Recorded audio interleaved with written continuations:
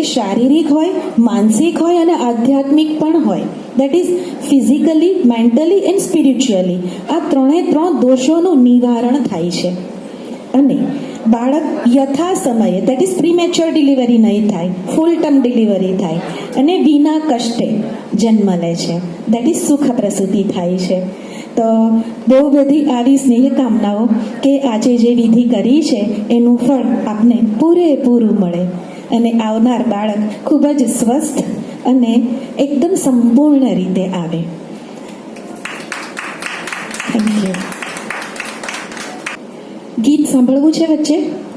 હજી સંખ્યા થોડીક આછી દેખાય છે, કારણ કે જે ગેમ રમાડવી છે એના માટે મમ્મી તરફના અને પપ્પા તરફના એવી રીતે આપણે બે ભાગ પાડીશું, કારણ કે ગેમ બહુ બધી રમાડવા માટેનો સમય નથી, બરાબર? પણ કૃષ્ણાની એવી અદમ્ય ઈચ્છા હતી કે આંટી એન્કરિંગ પણ બહુ સરસ જોઈએ છે, અમારે તો ગીતો પણ બહુ જ સરસ મજાના સાંભળવા છે અને છેલ્લે તો ગેમનું ઉમેરણ પણ આવી ગયું કે થોડી ગેમ પણ રમાડજો ને.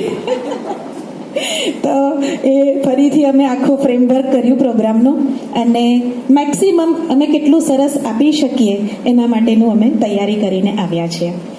ઓકે, માધવ ધ્વનિ માટે 2 વાક્યો કહેવા છે. આ એક એવું છે કે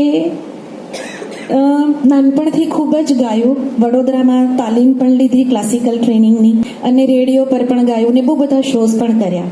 મેરેજ પછી પ્રાયોરિટીઝ બદલાઈ જાય, 25-27 વર્ષ એકદમ વેક્યુમ થઈ ગયું ને છેલ્લા 4-5 વર્ષથી રીસ્ટાર્ટ કર્યું. તો એ આ મારું માનસ સંતાન એટલે માધવ ધ્વનિ.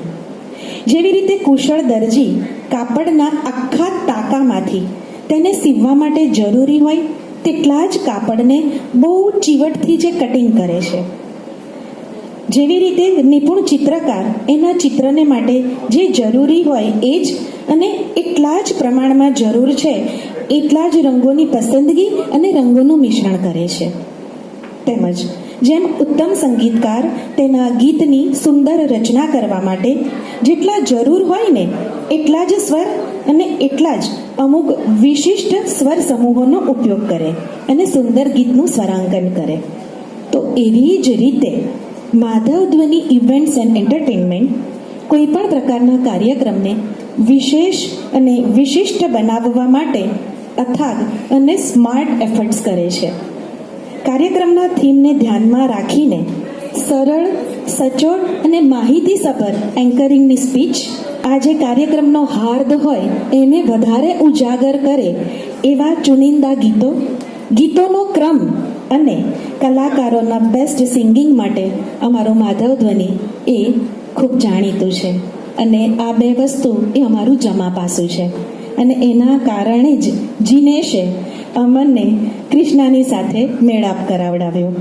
કારણ કે જીનેશના પુસ્તકનું વિમોચન હતું તો એ આખા કાર્યક્રમનું સંચાલન એણે મને સોંપ્યું હતું અને એને ખૂબ ગમ્યું હતું. આશા રાખું કે આપને પણ અમારું આ કામ ખૂબ ગમે. આગળ વધીએ. જીનેશનો ખૂબ ખૂબ આભાર અને ગાયત્રીબેન એમનો તો અઢળક આભાર. Thank you.